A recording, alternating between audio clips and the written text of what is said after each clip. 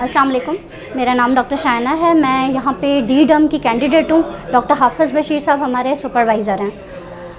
तो यहाँ पे एमसीपीएस की ट्रेनिंग अभी माशाल्लाह स्टार्ट हुई है, डी.डम की चल रही है ट्रेनिंग, और एफसीपीएस 3 इयर्स का है, डी.डम 2 इयर्स का है, और एमसीपीएस जो है वो 2 इयर्स का है। यहाँ पे सारे पीजीज़ बैठ के पेशेंट्स देख रहे होते हैं। यहाँ पे लॉन्ग केस की तैयारी करवाते हैं सर, हमें शॉर्ट केस की तैयारी करवाते हैं।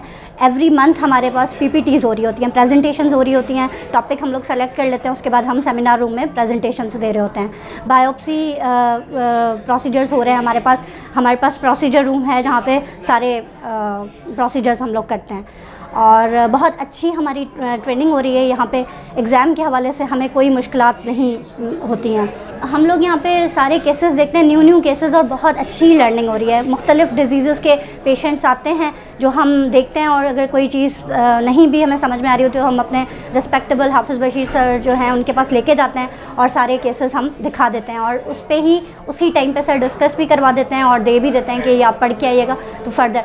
और इसके अलावा ज़कात की मेडिसिन भी आती हैं जो हम पेशेंट्स को दे रहे होते हैं, गाहे बगाहे हम उनको दे रहे होते हैं, तो उनसे काफ़ी फ़ायदा हो रहा होता है पेशेंट्स का।